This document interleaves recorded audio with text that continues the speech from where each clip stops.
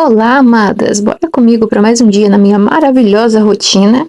Já comecei colocando a minha touquinha, porque hoje a rotina vai ser um pouquinho diferente. Mas se fosse igual, eu também estaria de touquinha. Então, não sei por que eu falei isso. Vamos lá, porque hoje vai ser babado. Nesse momento eu achei que estava gravando, mas não estava, né? Eu coloquei 6 ovos na tigela e acrescentei 240 gramas de açúcar. E bati até dobrar o tamanho. Depois que eu fiz isso, eu acrescentei 200 ml de leite com 100 ml de óleo. E é importante que esse leite esteja morno. E aí você tem que bater na velocidade mínima da batedeira para não perder o volume da massa.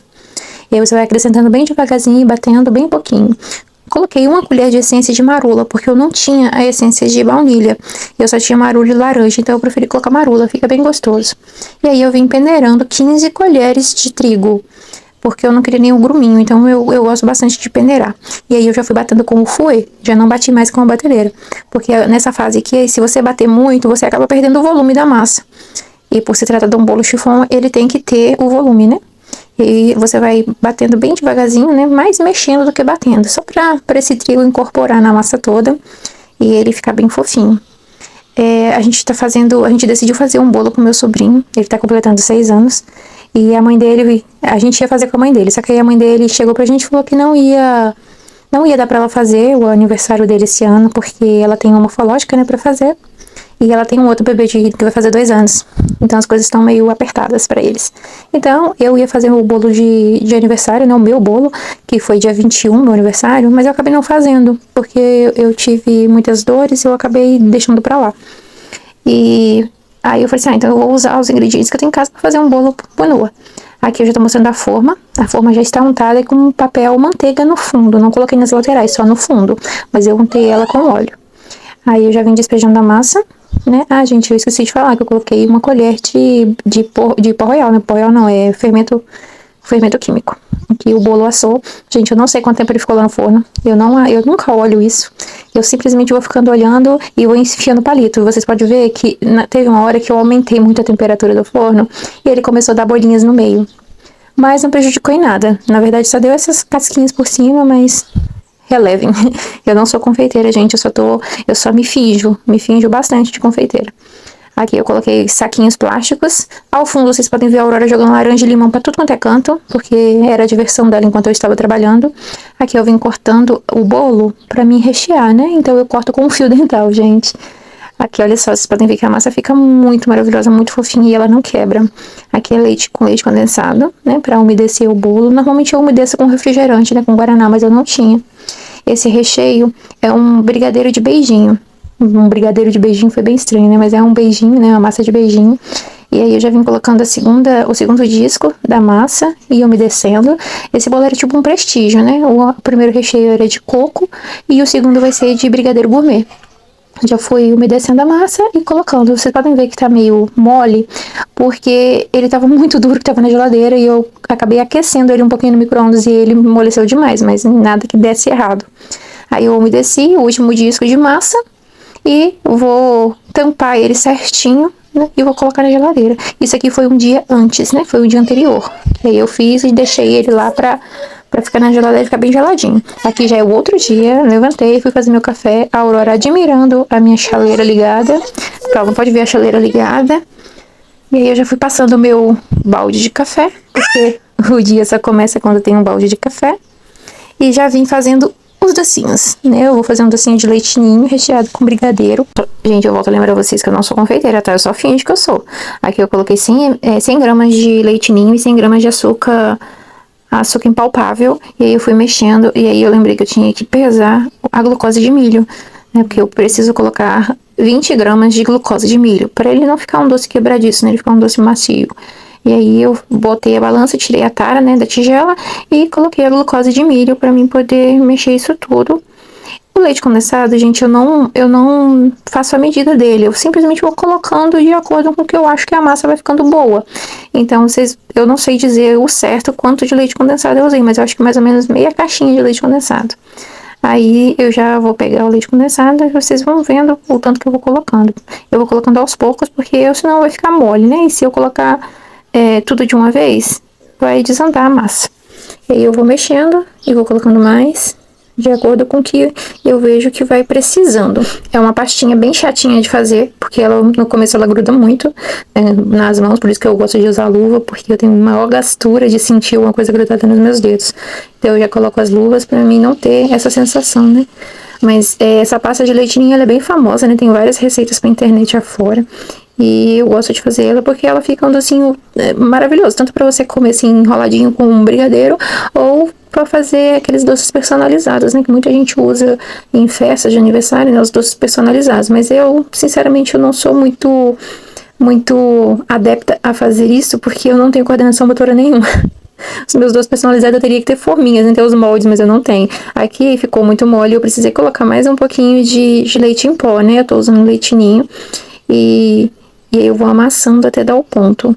E aí vocês vão ver o ponto você tem que pegar na massa, ela não grudar na sua mão e nem esfarelar. Ela tem que dar um ponto assim. Ela não pode nem grudar e nem esfarelar, que ela deu uma grudadinha, mas é porque tinha coisa na minha mão. Mas se você tira um pedacinho, faz um rolinho, tipo um brigadeiro, se ele não espedaçar e nem ficar grudando, é o ponto. Esse é o ponto dele, ó. Fica bem gostosinho e fica muito brilhoso. Aqui eu tingi metade dessa massa, mas eu acabei não mostrando eu fazendo isso. Eu tingi de vermelho, porque o tema era de Superman. Só que eu queria um vermelho menos vivo do que esse daí. Só que o corante em gel que eu tinha não pegou a cor direitinho, né? Ele ficou muito aberto, eu acho. Mas aí eu fui pegando, gente, eu não medi.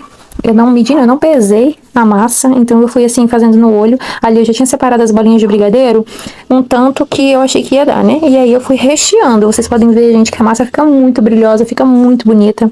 Eu acho que a massa de leite ninho é uma das massas que ficam mais bonitas pra fazer doces personalizados.